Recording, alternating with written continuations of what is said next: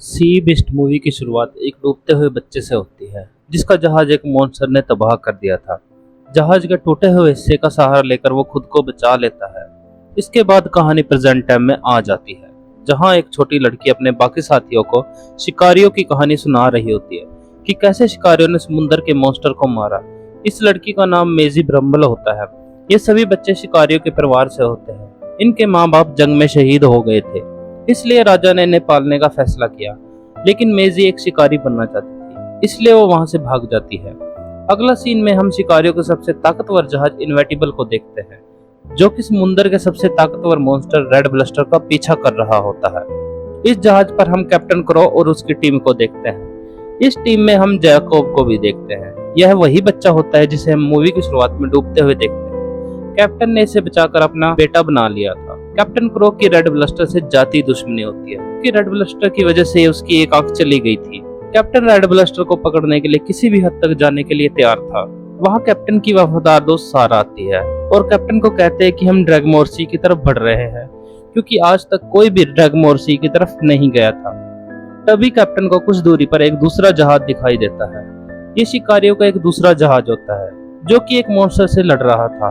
वो जहाज डूबने वाला होता है, लेकिन कैप्टन अपने शिकार को छोड़ना नहीं चाहता था क्योंकि कैप्टन रेड ब्लस्टर को पिछले 30 साल से ढूंढ रहा था। इसलिए वो जहाज को सीधे चलने के लिए कहता है। लेकिन तभी जैकोब उसे शिकारियों के कानून के बारे में याद दिलाता है, तो कैप्टन दूसरे जहाज को बचाने के लिए अपना जहाज मोड़ लेता है और मॉन्स्टर का ध्यान खींचने के लिए एक फायर कर देता है। मॉन्स्टर उस जहाज को छोड़कर इनविटेबल पर हमला कर देता है। वो मॉन्स्टर जहाज और टीम को बुरी तरह से चोट पहुंचाता है। तभी कैप्टन क्रो अपना भाला लेकर उस पर हमला कर देता है और उसे मार देता है। मॉन्स्टर समुद्र में डूबने लगता है, तो कैप्टन समुद्र के अंदर ही उसका सींग काट देता है ताकि वो उसे राजा और रानी को दिखा सके। कैप्टन उस सींग को लेकर ऊपर की तरफ तैरने लगता है। तभी वो मॉन्स्टर कैप्टन की टांग पकड़ लेता है और उसे समुद्र के नीचे खींच लेता है। कैप्टन खुद को छुड़ाने की बहुत कोशिश करता है लेकिन छुड़ा नहीं पाता। थोड़ी देर बाद कैप्टन बेहोश हो जाता है। अगले सीन में कैप्टन बेहोशी से जागता है तो खुद को जहाज पर पाता है। टीम ने उसे बचा लिया होता है। मॉन्स्टर के इस हमले से शिप पूरी तरह तबाह हो जाती है, इसलिए वो लोग वापस घर की तरफ मुड़ जाते हैं ताकि वो जहाज को ठीक करवा सके।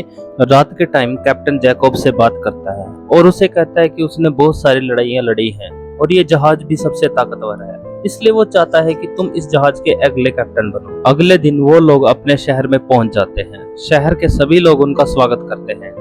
वहाँ मेसी भी होती है। मेसी किसी तरह जैकोब से बात करती है और कहती है कि उसने शिकारियों की सारी कहानियां पढ़ी हैं और वो भी एक शिकारी बनना चाहती है और उनके साथ चलना चाहती है। लेकिन जैकोब उसे मना कर देता है और उसे गाड़ी में बिठाकर वापस अनाथ आश्रम भेज देता है। अगले दिन कैप्टन क्रो जैकोब और सारा को साथ लेकर राजा के राजमहल में जाते हैं ताकि वो अपना इनाम ले सके। पर वहाँ की रानी उनसे कहते हैं कि उन्हें रेड ब्लस्टर को मारने के लिए कहा गया था, लेकिन उन्होंने ऐसा नहीं किया और उनके जनरल ने बताया है कि उन्होंने अपने साथी के जहाज को बचाने के लिए रेड ब्लस्टर को जाने दिया। इसके बाद राजा कैप्टन को उनका नया जहाज दिखाता है जिसे उसके जनरल लीड करने वाला था। रानी कैप्टन को कहती है कि अब उन्हें शिकारियों की कोई जरूरत नहीं है। इस बात से कैप्टन गुस्सा हो जाता है और वह विरोध करने लगता है। रानी अपने सैनिकों को कहती है कि वो कैप्टन को पकड़कर जेल में डाल दे, लेकिन वहाँ जैकोब किसी तरह मामले को ठंडा करता है और रानी से कहता है कि उन्हें एक आखिरी चांस दिया जाए और कहता है अगर जनरल रेड ब्लस्टर को उनसे पहले पकड़ लेता है तो वो लोग शिकारी का काम छोड़ देंगे। जनरल इस चैलेंज को एक्सेप्ट कर लेता है। अगले सीन में कैप्टन और उसकी टीम रेड ब्लस्टर को पकड़ने के लिए निकल पड़ते हैं। कैप्टन ऐलान कर देता है कि मेरे बाद इस जहाज का कैप्टन जैकोब होगा। इसी खुशी में वो लोग जश्न मनाने लगते हैं। तभी उन लोगों को एक कंटेनर में मैसी मिलती है। मैसी की बातें सुनकर कैप्टन उससे खुश हो जाता है और सारा को उसे इस जहाज के तौर तरीके सिखाने को कहता है। सारा उसे अंदर ले जाती है और उसे सोने को कहती है और साथ ही उसे एक छोटा चाकू देती है ताकि वो खतरे के समय उसका इस्तेमाल कर सके। रात के समय कैप्टन और जैकोब बात कर रहे होते हैं। तभी उन्हें रेड ब्लस्टर की आवाज सुनाई देती है। वह पास में होता है। जैकोब पूरी टीम को जगा देता है और उन्हें हमला करने के लिए रेडी करता है। रेड ब्लस्टर जहाज की तरफ बढ़ रहा होता है। सभी उस पर हमला करने के लिए रेडी होते हैं कि तभी रेड ब्लस्टर जहाज पर नीचे की ओर से हमला करता है। सभी उस पर भाले से हमला करते हैं। ये भाले रस्सियों के साथ जहाज से जुड़े होते हैं। जैसे ही भाले मॉन्स्टर को लगते हैं, जहाज उससे जुड़ जाता है। रेड ब्लस्टर पानी में गोल गोल घूमकर टोर्नेडो बना देता है। जहाज उस टोर्नेडो में टूटने वाला होता है। जैकब कैप्टन को कहता है कि उन्हें रस्सियां काट देनी चाहिए, नहीं तो उनका जहाज भी डूब जाएगा, लेकिन कैप्टन नहीं मानता। मैसी इस हमले से बहुत डर जाती है, इसलिए वो उन रस्सियों को काटने लगती है। जैकब उसे रोकने के लिए आता है, लेकिन टीम की जान बचाने के लिए मैसी को नहीं रोकता। जैसे ही रस्सी कटती है, जैकब और मैसी समुद्र में गिर जाते हैं। जैकब और मैसी एक बोट में चढ़ जाते हैं। कैप्टन बहुत गुस्से में होता है क्योंकि मैसी ने उसकी बात नहीं मानी थी। कैप्टन जैकब को कहता है कि वो मैसी को उसके पास लेकर आए और उनके ऊपर गन तान लेता है। तभी रेड ब्लस्टर ऊपर आता है और बोट को निगल देता है और पानी के अंदर वापस चला जाता है। लेकिन जैकब और मैसी अभी भी जिंदा होते हैं। वो दोनों रेड ब्लस्टर के मुंह में होते हैं। थोड़ी देर बाद जैकब और मैसी मॉन्स्टर की नाक में चले जाते हैं। वो देखते हैं कि रेड ब्लस्टर उन्हें एक आइलैंड पर ले जा रहा है। जैकब नाक से बाहर जाकर मॉन्स्टर को मारने की सोचता है। तभी उसका भाला मॉन्स्टर की नाक में फंस जाता है और उसे छींक आ जाती है, जिससे जैकब उसकी नाक से बाहर आ जाता है। लेकिन मैसी वहीं फंसी रहती है। फिर मॉन्स्टर उसे अपनी नाक से बाहर निकाल देता है और मैसी को यकीन हो जाता है कि मॉन्स्टर उसे कुछ नहीं करेगा। इसके बाद रेड ब्लस्टर उन्हें वहीं छोड़कर आइलैंड पर चला जाता है। मैसी और जैकब के बीच बहस शुरू हो जाती है। जैकब कहता है कि वो दोनों वहां मैसी की वजह से फंसे हैं। मैसी कहती है कि रेड उन्हें यहाँ कैप्टन क्रो से बचाने के लिए लेकर आया है। इसके बाद दोनों रात गुजारने के लिए जगह ढूंढने लगते हैं। जैकब मैसी को एक सेफ जगह छोड़ने के बाद खुद खाना ढूंढने चला जाता है। अगले सीन में सारा कैप्टन को बताते हैं कि वो लोग अब ज्यादा टाइम शिप पर नहीं रुक सकते।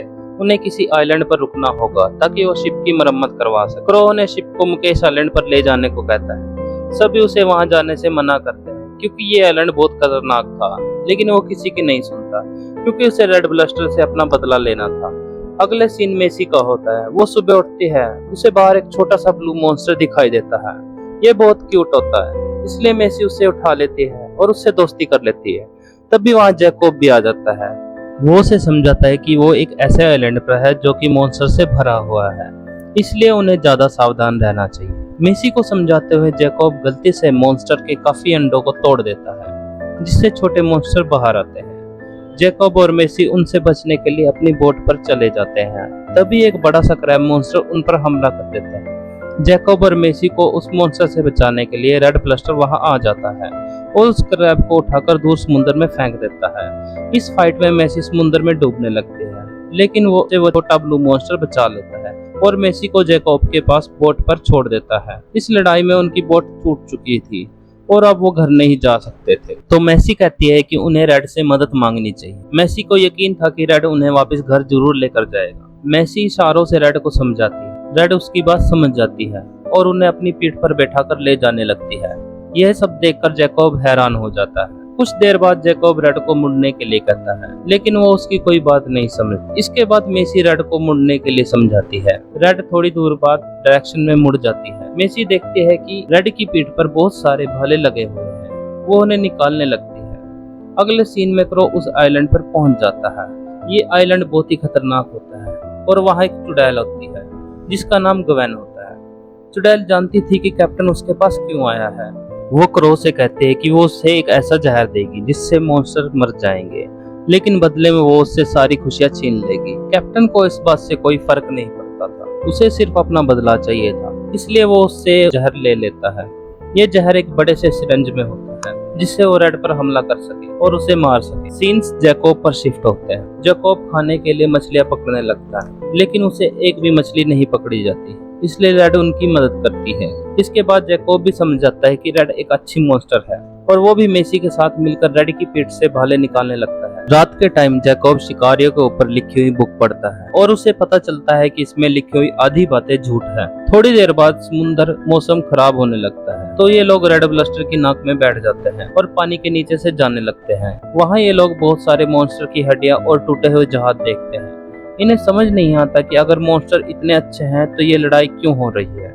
मैसी जैकब को कहती है कि उसे आइलैंड पर जाकर मॉन्स्टर से लड़ने की जरूरत नहीं है, वो लोग एक फैमिली की तरह रह सकते हैं, लेकिन जैकब कोई जवाब नहीं देता। इसके बाद वो लोग आइलैंड पर पहुंच जाते हैं। जैकब रेड को कहता है कि अब वो कभी शिकार नहीं करेगा। तभी रेड को वहाँ किंग का नई शिप दिखाई देती है। रेड बहुत गुस्सा हो जाती है। मैसी उसे रोकती है, लेकिन वो नहीं रुकती और उस जहाज पर हमला करके उसे बीच से तोड़ देती है। इस बीच में मैसी को काफी चोट लग जाती है और ये देखकर रेड बहुत उदास हो जाती है। तभी वहाँ क्रो जहाज को लेकर आ जाता है। रेड उस जहाज पर हमला करने लग जाता है, लेकिन क्रो उस पर पॉइजन से हमला करता है और उसे बेहोश कर देता है। क्रो उसे थोड़ा ही पॉइजन देता है ताकि वो सिर्फ बेहोश रह सके, क्योंकि क्रो उसे पूरे शहर के सामने मारना चाहता था, इसलिए वो उसे रस्सियों में बांधकर ले जाने लगता है। तभी जैकोब वहाँ मैसी को लेकर आ जाता है। वो सभी उनको जिंदा देखकर हैरान हो जाते। जैकोब वहाँ जहाज पर मैसी का इलाज शुरू करवा देता है। कुछ देर बाद मैसी उठती है। वो सबको समझाती है कि उन्हें रेड के साथ ऐसा नहीं करना चाहिए, लेकिन कोई उसकी बात नहीं सुनता। यहाँ तक कि जैकोब भी रेड को बचाने के लिए कुछ नहीं करता। सारा मैसी को उसके कमरे में आराम करने के लिए कहती है और उसे कमरे में बंद कर देती है। जहाज किंगडम पहुंच जाता है। मैसी रूम में सभी बुक्स को देखने लगती है और उसे पता चलता है कि ये सभी बुक्स किंगडम ने ही लिखी हुई है और ये जग भी किंगडम की वजह से ही शुरू हुई है। उन्होंने ही मॉन्स्टर को खतरनाक बताया है। तभी वहाँ ब्लू आ जाता है और मैसी को वहाँ से निकाल लेता है। मैसी सीधे रेड के पास जाकर उसे बचाने की कोशिश करने लगती है। इधर क्रो पूरे शहर के सामने रेड को मारने ही लगता है कि जैकोब उसे रोक लेता है। वो दोनों आपस में लड़ने लगते हैं। मैसी अपने छोटे से चाकू से रेड ब्लस्टर की रस्सियां काटने लगती है कि तभी वहां सारा आ जाती है और वो भी रस्सियां काटने में मदद करती है। रेड उठकर खड़ा हो जाता है, लेकिन पॉइजन की वजह से चक्कर खाकर गिर जाता है, जिससे वहां की बिल्डिंग्स टूट जाती है। रेड फिर वहां तबाही मचाने लगता है, तो मैसी उसे रोक देती है। रेड आराम से वहां खड़ा हो जाता है। मैसी सभी को बताती है कि मॉन्स्टर बुरे नहीं होते। राजा और रानी ने अपने फायदे के लिए जंग शुरू की थी। सभी मैसी के साथ खड़े हो जाते हैं और ये जंग खत्म करने का ऐलान करते हैं। इसके बाद रेड, मैसी और जैकोब वहां से चले जाते हैं। लास्ट में हम ब्लू, मैसी और जैकोब को एक परिवार की तरह देखते हैं। इसी के साथ ये कहानी खत्म हो जाती है। अगर आपको मेरा एक्सप्लेनेशन पसंद आया हो तो कमेंट में जरूर बताएं। Thank you.